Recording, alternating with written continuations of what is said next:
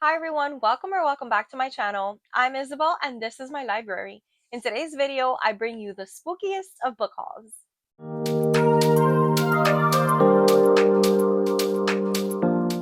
It's a gentle, rainy Sunday midday over here in Miami, and I'm excited to talk to you about all the spooky things that I have purchased and have made their way into my library.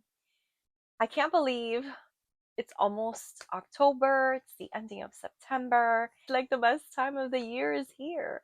I'm spending some time planning upcoming videos, and today I was thinking I'm gonna have to film a spooky book haul and I'm gonna have to film a spooky TBR. And it made me so happy, guys. So happy that the best time is here. I'm ready to drink all of the fall drinks. I'm ready to spend some time reading all of the spooky things and, yeah, just relish in everything that is spooky season, which I'm such a fan of and is such an important part of my life. I'm going to go ahead and tell you about some of the great things that have come into my library. I decided to divide it into a few categories so that I can present to you the books in some sort of order. Again, I have so many things that have come into my library, guys. I have been little by little filming book hauls here and there to show you a lot of the stuff. It's just, I don't know what happens during this time of year. Everyone is releasing all of these TBRs, releasing all of these book hauls, and it's full of spooky, wonderful things. And I want to read them all. And something in my brain says if I have the books, I will read the books. So this is how we got to this situation that we are in. So, all just aside, I'm excited to share with you all of the things that I have purchased. And so, my first category is something that you know I love, and it's kind of puzzle books, and they're all spooky puzzle books. And I am so excited to share these with you. Some of these are just like too good to be true, too good to be true. So, I'm going to go ahead and start with You Are the Detective, The Creeping Hand Murder, a Solve It Yourself Mystery by Maureen Johnson and Jay Cooper. So, this was purely a book I discovered on my own. I have not seen anyone talking about this yet. Maybe some people will start talking about this soon, but I discovered this and I just had to get it because the cover was drawing me in. Look at that beautiful foiling, how stunning this book is.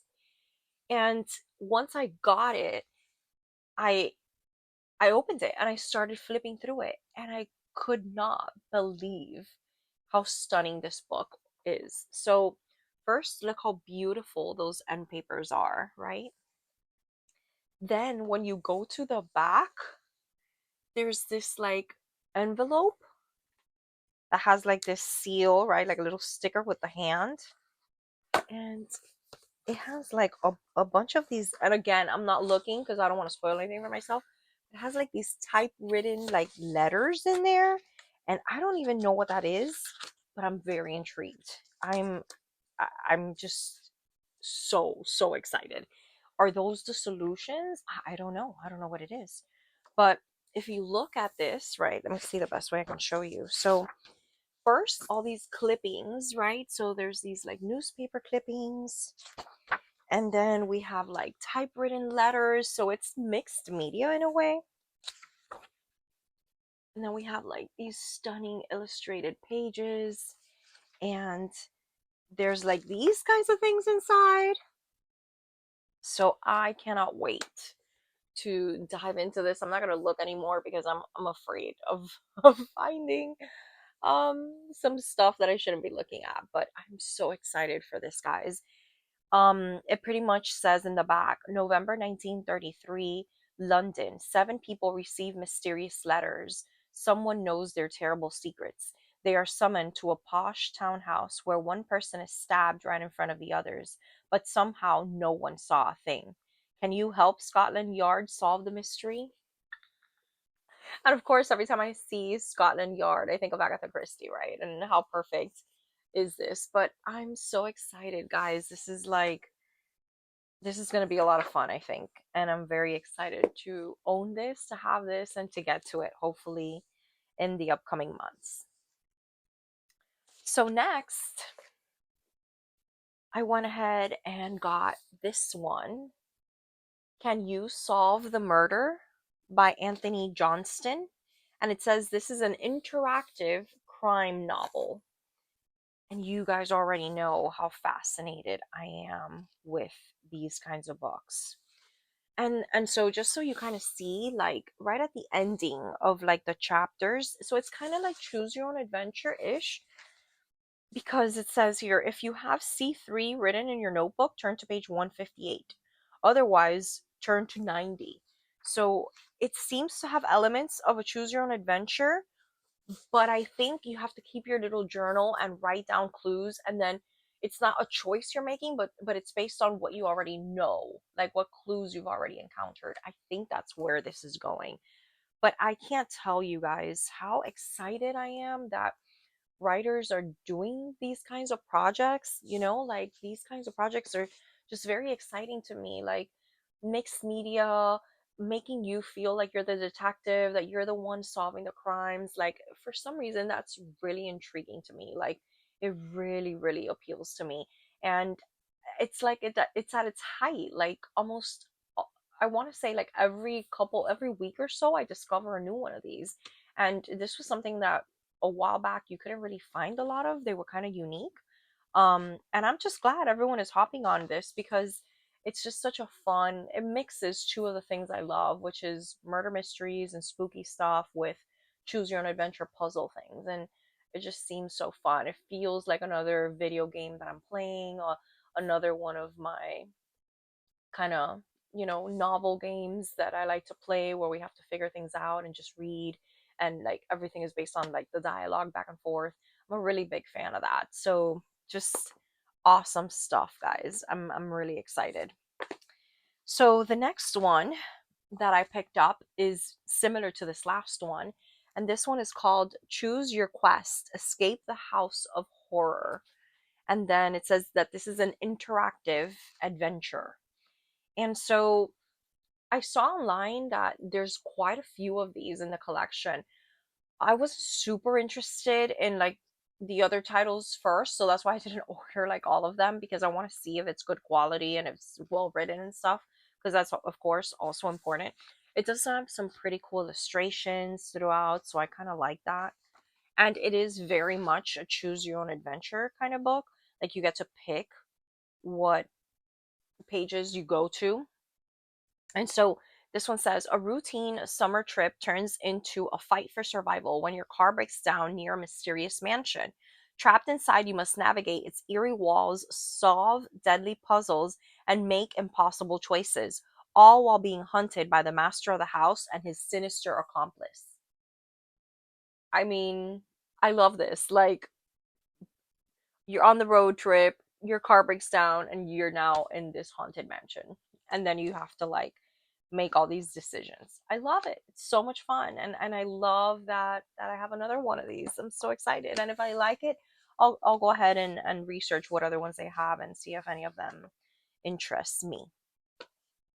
And then lastly, in this like puzzle interactive kind of book, the last one I picked up was this one. And look at this cover. So this is Puzzling Escapes: The Haunted House Mystery by Beth Martin. And it's described as a spooky escape room in a book. Look how stunning this is, guys. It's so beautiful. The back says, escape if you can. What was supposed to be a simple visit into an old house turns into a nightmare. As soon as you're inside, the door slams shut, leaving you and your friend trapped. As you struggle to find a way out, strange things keep happening. Will you be able to solve the puzzles and escape the haunted house, or will you be trapped forever? I love it. I love it. And then I'll show you now the inside, right? Because this is like a lot. This has like a lot of like, you know, things happening. So here we have this little kind of pocket. It says, use this to store objects as you find them. So then it also has these dividers, and the dividers I think are like the different parts of the house, right? Because it says parlor, attic, graveyard, and then it says hints, solutions, conclusions, answer check, objects, and Bang's toolbox. No idea what that means. So this is what it looks like. And I like that it's like spirally. So you have the introduction to the story, and then it gives you instructions on how to use this. And then I guess we dive into like the first room, which is the parlor. And then I guess that's, wow, look at this, how stunning. I haven't looked at it, guys. I'm looking at this like with you for the first time. Isn't that beautiful? And I think that's really all I want to do. I don't think I want to look anymore, but this seems so exciting. And I think I get to like take out some of the objects. Yeah, it says tab dividers make for easy gameplay. Punch out objects as you discover them. So I guess if I find an object, here they're showing me like this little bracelet. So once I find it, I guess I punch it out. Oh yeah, it's in like the artifacts section. Okay, I'm not looking anymore, but this is awesome.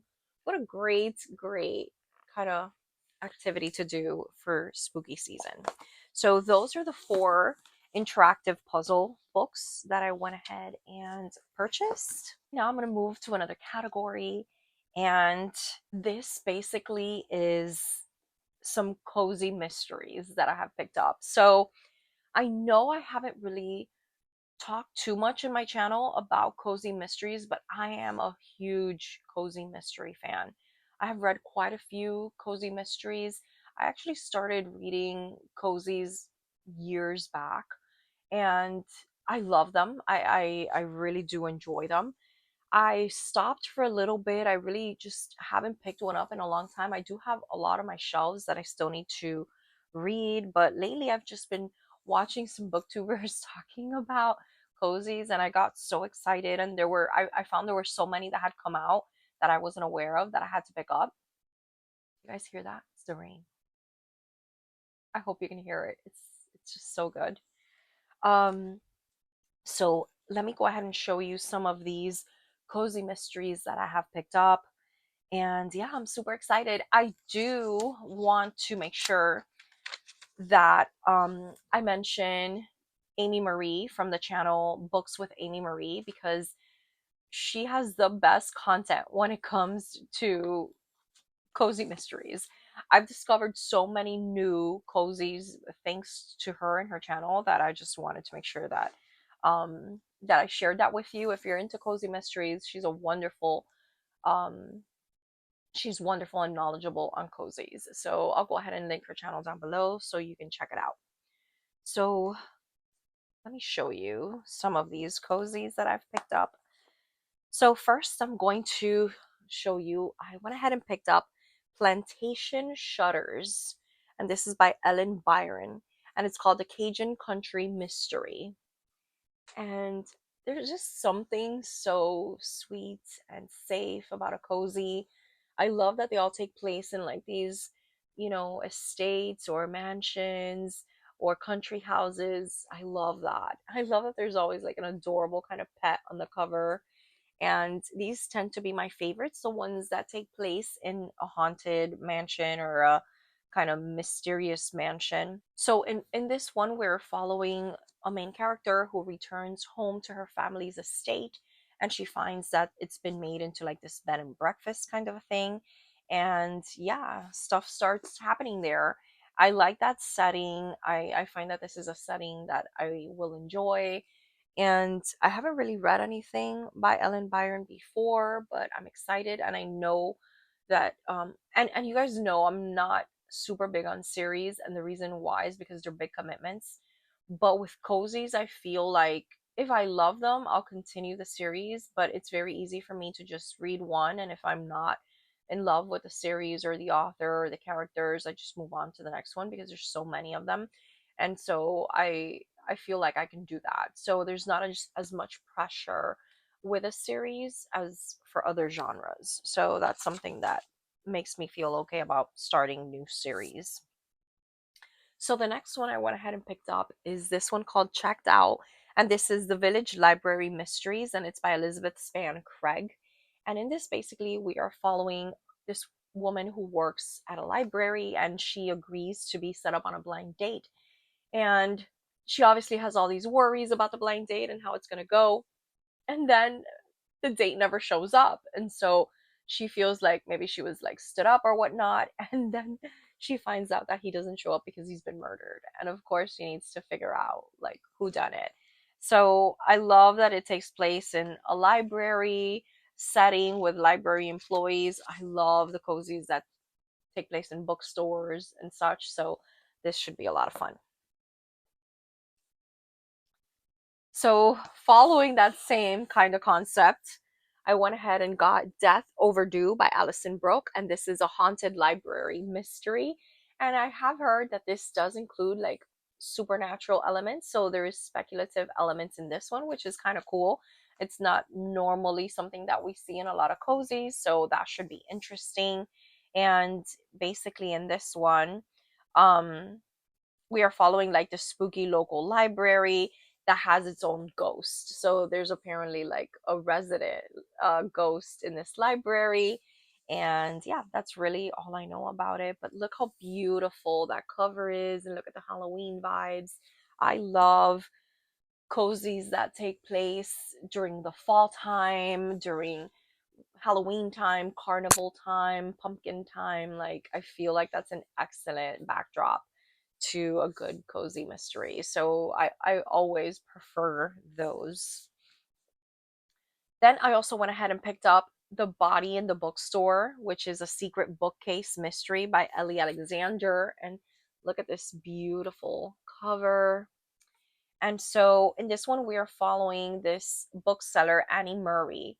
And it says that she's thrilled when the mystery themed book festival she sets up to revive the dwindling fortunes of her workplace and sanctuary seem poised for success. But events take a shocking turn when a body is discovered hidden behind the shelves, and it's revealed that the victim is Annie's old college acquaintance. So I love that the body is found in the bookstore. It reminds me of Agatha Christie's The Body in the Library, which is one of my favorite Agatha Christie books. It's one of the earliest ones that I read, and I really like that this kind of reminds me of that. And this one should be good. So we'll see. Then I went ahead and bought, I think this is the order, 3 of the Ice Cream Shop Mysteries, just because I really want to read book 3. So I really want to read book 3, but I do not read books out of order. That's like something that I do not do. I would love to hear from you in the comments down below. Do you guys read books out of order? Like, if you think you're only going to want to read one, do you just read that one, even if it's book 3 or 4 in a series, or do you go back and read all of those in the hopes of getting to the one you want to get to? I'm very intrigued. So it's these. And well, first of all, I'm kind of annoyed that they're not all the same size, right? So this is like, what? Drives me bananas. But okay, so the first one is The Rocky Road to Ruin. And I'm not a super fan of those that take place in like necessarily ice cream shops or diners or restaurants. They're not my favorite of all of them, but I'm putting in the work because I want to get to book 3. So this is book 1, then this is book 2, Mint Chocolate Murder. And then the one I really want to get to is Fatal Fudge Swirl, which does take place during Halloween time, and it's in New England. It's in a village in New England, and I'm dying to get to this one. This one does have all of like those cozy Halloween vibes. It's during a Halloween event, festivity. So these are so fast to read, guys. I read these super quick, right? I'm sure if you read cozies, you also get through them super quickly. So my hope is I can get to these two really fast so I can dive into Fatal Fudge Swirl. And yeah, I'm excited for them. All right, and then my last two cozies I have here Sweet Dreams, which is book one of the Eternal Rest Bed and Breakfast. And again, this is another bed and breakfast one. I do like the bed and breakfast kind of trope. And this says dig into a shallow grave and a new paranormal cozy mystery series. So another paranormal one. I don't think I remembered that this was actually paranormal. And yeah, basically, since her bed and breakfast is next to the town's historic cemetery, I'm assuming there's like ghostly activity there. So I do like the combination of that. It reminds me of like traveling and stuff like that. The fact that there's like a bed and breakfast, so I do enjoy this whole concept of like people traveling and visiting. I like that there's like a cemetery, a spooky cemetery. And yeah, looking forward to this one. And then the last one that I went ahead and picked up is A Dark and Stormy Murder. And I love that house back there. And this is a writer's apprentice mystery. So I also love those that take place with a bunch of writers getting together, and one of them dies or disappears, and then they have to figure out like who done it. And so this is the first in a new series as well. And yeah, this cover is just so beautiful. So I'm excited for this one and the story writing aspect.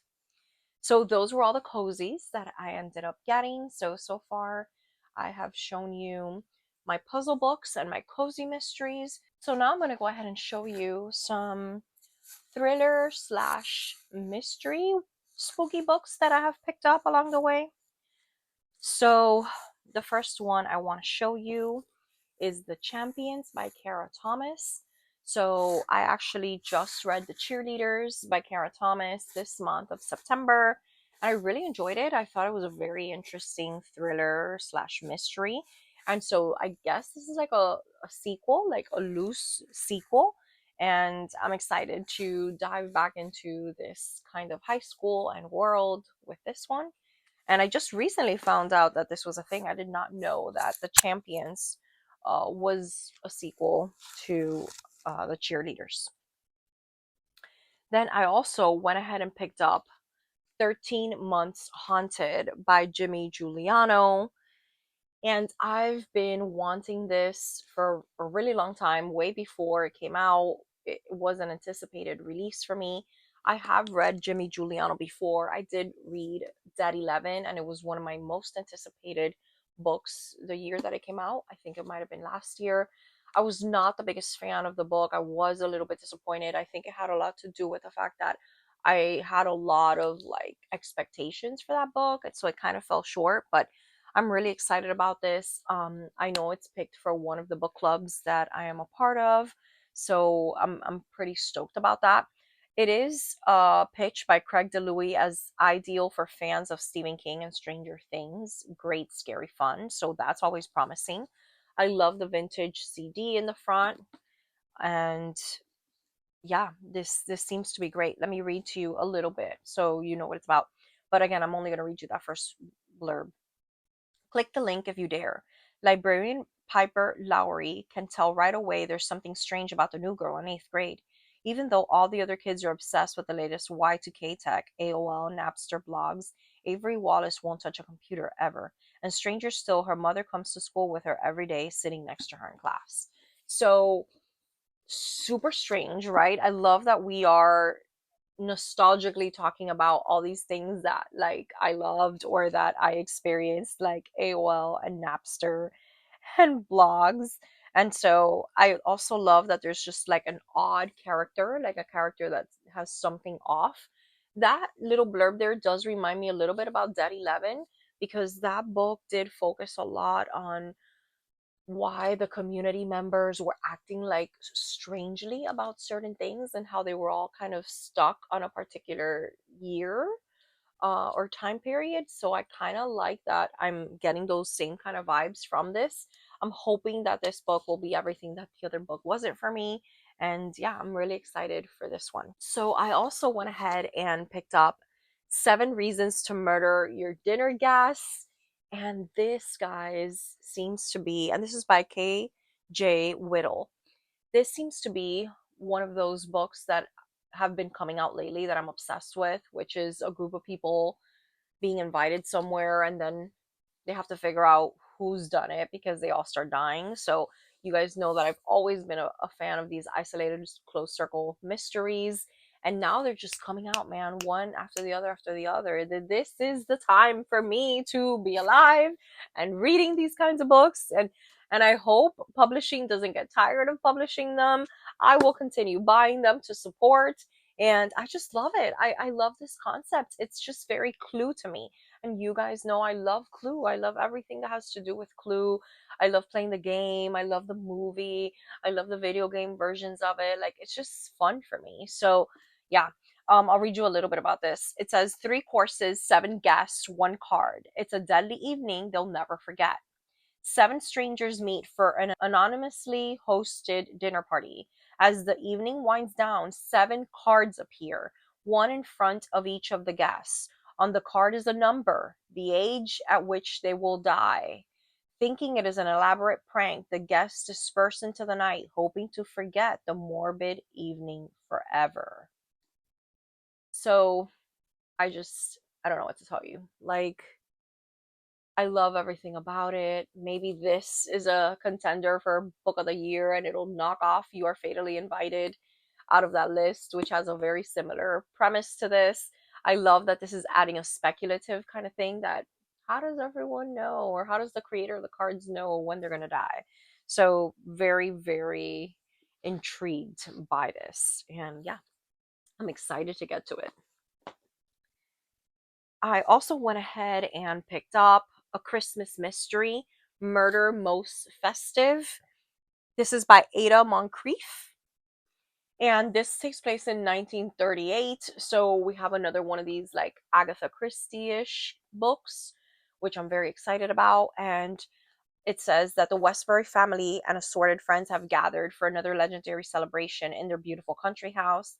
The champagne flows, silver sparkles, but then one bed will lie empty that night. On Christmas morning, David Campbell Scott is found dead in the snow, pistol beside him, with only one set of footprints leading to his body. And so basically, I guess they're going to discover, like, maybe it's not like that he did it himself, but that he was murdered. And so we have to figure out who done it. So I love the Christmas vibes. I will probably wait or hold off on reading this one till Christmas time. I do have an idea for a vlog for that I want to do, and I do need to get to filming more vlogs. And I start a lot of vlog projects, and I kind of like never get to them, like to finish them off completely, and I need to be better about that. So I think this is going to be part of those Christmas murder mystery. I want to do like a Christmas spooky or murder mystery vlog where I read a couple of these, and it's fairly short, so this shouldn't take me too long. But I love that it feels very Agatha Christie-ish. Then I went ahead and picked up this thriller, The Puppet Show by M.W. Craven. This actually is something that I picked up as a recommendation from a booktuber that I really like, Michaela from What Michaela Reads. So if you're not following her, she's phenomenal. And she really loves thrillers and is always recommending thrillers in her channel. And a lot of the thrillers she recommends are by authors that I've never read from before. So I was excited to pick this one up. And I know it has to do with like a serial killer, and that they find like the victims and they're like investigating. I do know that it's part of a series. So a lot of the thrillers that she does pitch do have like a similar POV detective that is solving the cases. I don't read a lot of these thrillers involving like a detective POV, but I do like them. I think they're fine. So this one came with such high praise from Michaela that I really wanted to pick it up and see if I liked it, because it's something that I'm lacking in when it comes to my thrillers. Most of my thrillers are isolated thrillers. They don't really have like the detective vantage point. So I want to see if I can get hooked on some of those. And then the last kind of thriller mystery that I went ahead and ordered was Janice Hallett's A Box Full of Murders. And I'm so excited because Janice Hallett is absolutely wonderful. And this is her YA version of this. I'm not sure if it's YA or middle grade actually, but I've heard great things about it, and it has everything that we love about a Janice Hallett with a mixed media, but it's like more geared toward, a younger audience. So I'm very excited. I do love a good middle grade, and I believe this is middle grade. I think this has to be middle grade.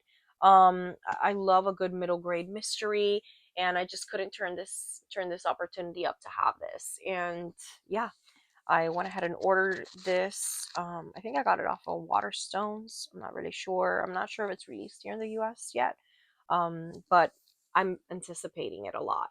And I like that it's going to be spooky and thrilling, but, still very cute because it's, for middle grade kids. And then lastly, I'm going to go ahead and show you all of the horror spooky books that have come into my collection. And again, these are a variety of horror books, like dealing with different things. And, horror is pretty subjective. So there's different types of horror featured here. But I'm so excited. And I am thinking a lot of these will end up maybe making it to my October TBR, which I cannot wait. I cannot wait to film that video and, well, not even film that video. I can't wait to just sit down in my library, throw a bunch of books around, and make a plan for what spooky books I want to get to this October. And yeah, I'm excited. So let me go ahead and start off by showing you some of these. So the first one I want to share with you is What Hunger by Catherine Ding. And I believe this is one of these like good for her, like, kind of books. Um, and so I know that in this we are following a girl and her sibling, and that tragedy like strikes in her family. And I believe it has to do with like cannibalism.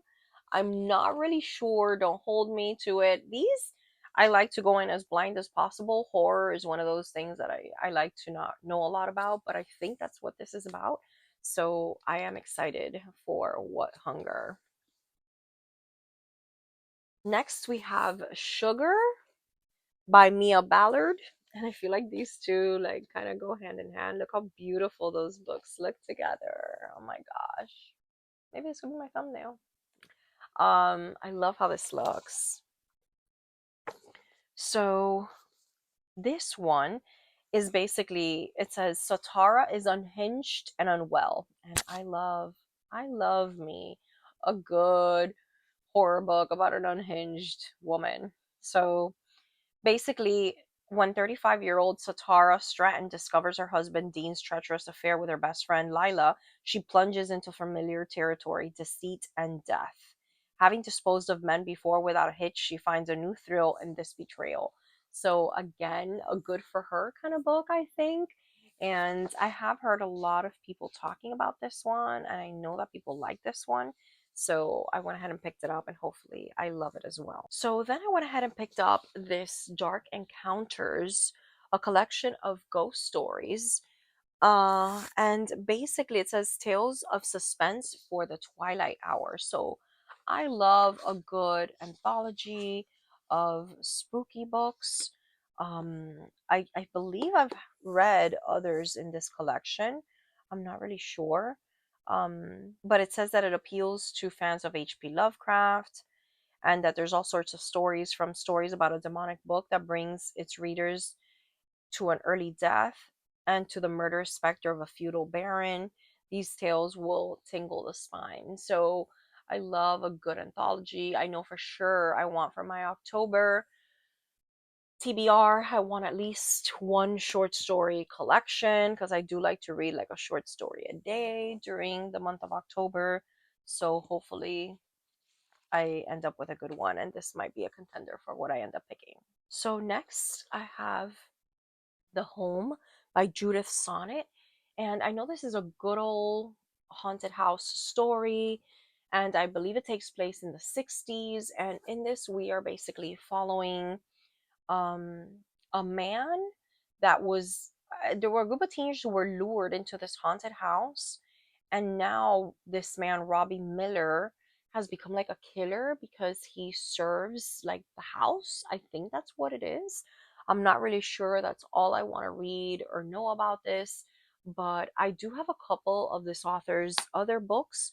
If I'm not mistaken, I think a lot of the books that they write have to do are kind of like maybe splatterpunk. I'm not really sure, but I think so. And I do know I have other books by Judith Sonnet. I don't think I've read any of them.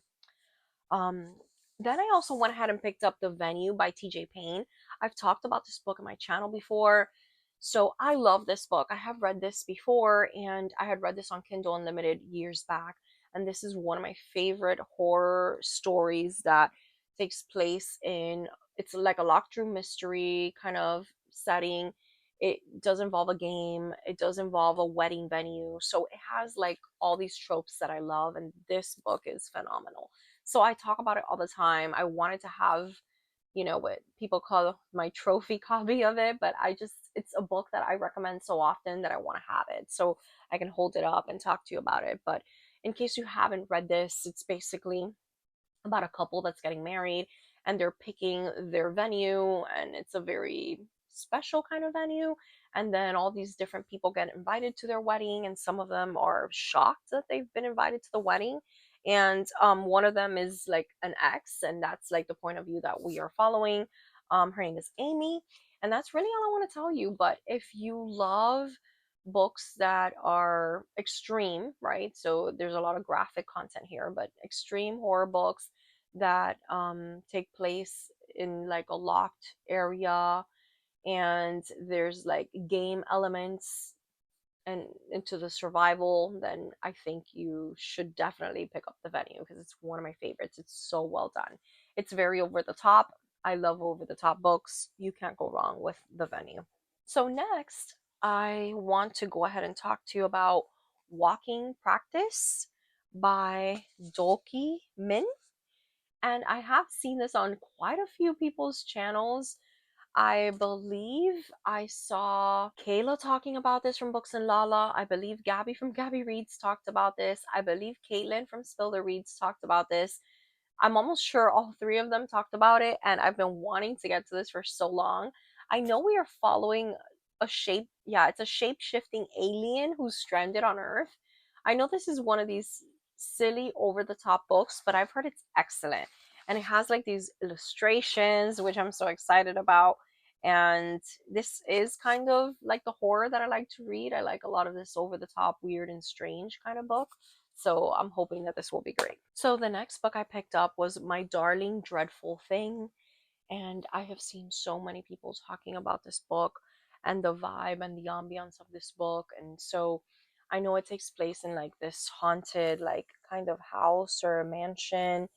And I know that there's like a young protagonist that is taken to this like crumbling estate, and there's like a woman that haunts the halls. There's just something so appealing about like a woman like locked in a house or trapped in a house. And just so many of my favorite books have that element, like Rebecca from Daphne du Maurier or Jane Eyre by Charlotte Bronte. And it's just something that I love, and I feel it's so gothic, and I think the language of this is going to be beautiful. I mean, just based on the title, My Darling Dreadful Thing, I think the language is going to be beautiful. I have high expectations for this. The little thing says, if the dead can wake and walk among us, how can we know what is truly real? So I love that. I think that's going to be a very fun read.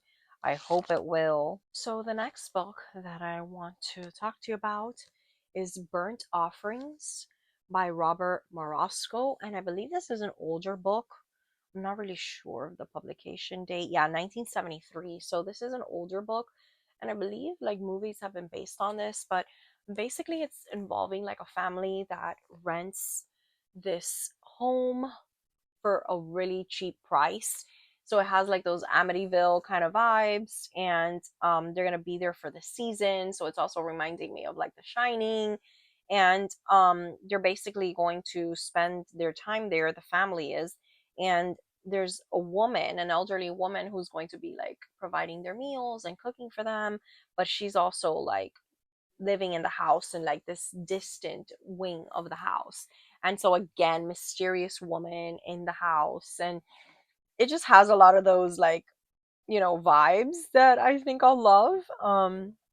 So yeah, that's really all I know about this one, but I do like that it's older. It makes it a little scarier, I think, for me. And then ending with yet another haunted house book, right? Um, I went ahead and got The Haunted by Bentley Little. And I have mentioned before on my channel that Bentley Little is an author that I've been very curious about for a long time. A lot of my booktube friends have talked about Bentley Little. And I know Cliff from Cliff's Dark Gems is a big fan of Bentley Little. And so I went ahead and picked this one up. And I know this has to do again with a haunted house. So there's a family that goes with their two children to this bigger, nicer home in a historic district, right? But something is off in the house. Like there's something wrong. And I love the back. It says, just keep repeating. There's nothing in the basement. There's nothing in the basement. There's nothing in the basement. So I love, in my movies and my books, like just a family that moves into this home or staying at this home and the house doesn't feel right. There's just something so good about that. And yeah, that's my spooky book haul for today, guys. I can't believe that I have this many spooky books that have come into my collection. What a way to start the spooky season. I have all these books to pick from. I don't even know where to start. I think I'll do a nice balance of some of the thrillers, then a cozy here or there in between, and then one of like the horror books, just to make sure that I am, keeping myself um reading a little bit of everything and I don't get too scared or overwhelmed with the spookier books.